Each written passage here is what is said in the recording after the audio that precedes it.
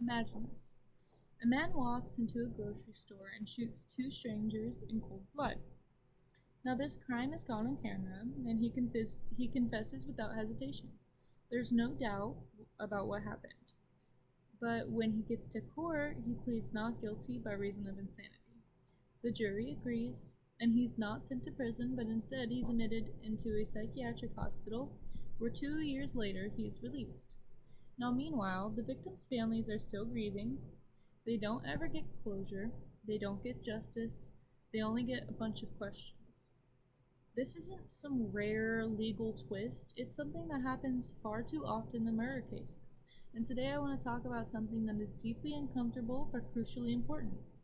We need to end the use of the insanity plea in murder cases.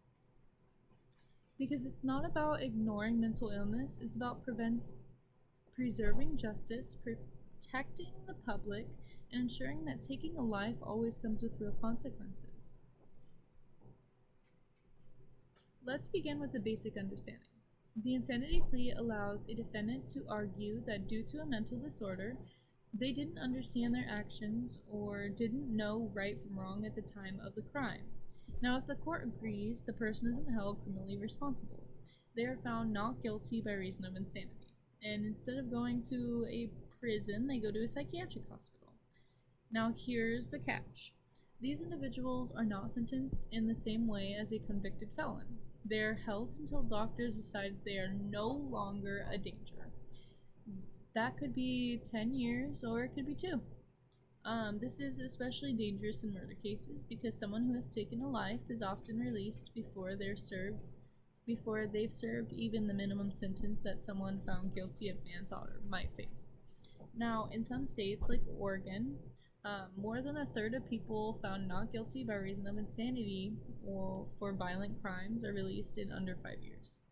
Now, it's not justice, this is not safety, and this is a loophole in the law that has real world consequences.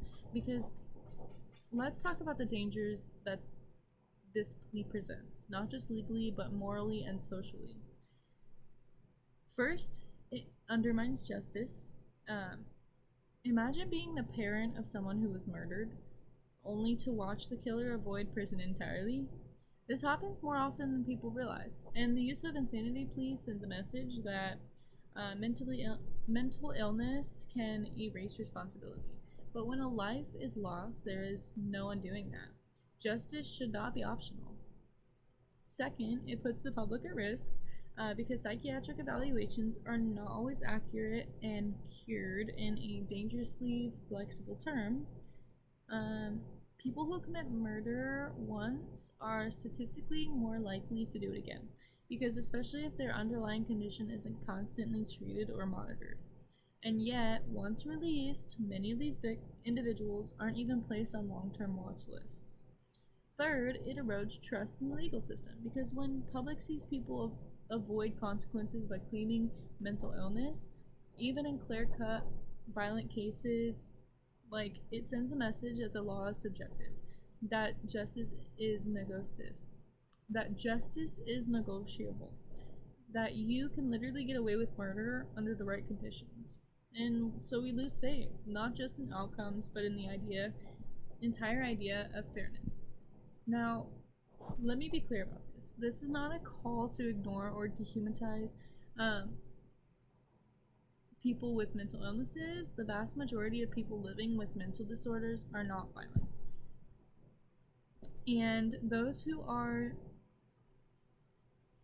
who should receive medical care, um, but they also might face legal consequences for their actions. Now, first, mental illness should obviously be considered something sent during sentencing and not during the trial, because once someone is found guilty for murder, their mental health history can influence how they serve their sentence, not whether they serve it at all. Now, second, we need to secure psychiatric facilities within the prison system. That way, convicted murderers who are mentally ill get the treatment they need without sacrificing justice or public safety. Because if they serve their time and they get support, but they are never above the law. And this balanced approach ensures we're compassionate towards mental illness without compromising the value of a human's life.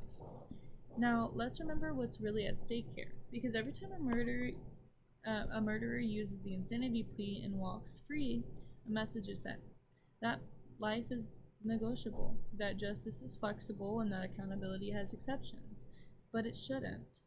If you take a life, you must face the consequences, because no matter your mental state, that doesn't mean we ignore the mental illness.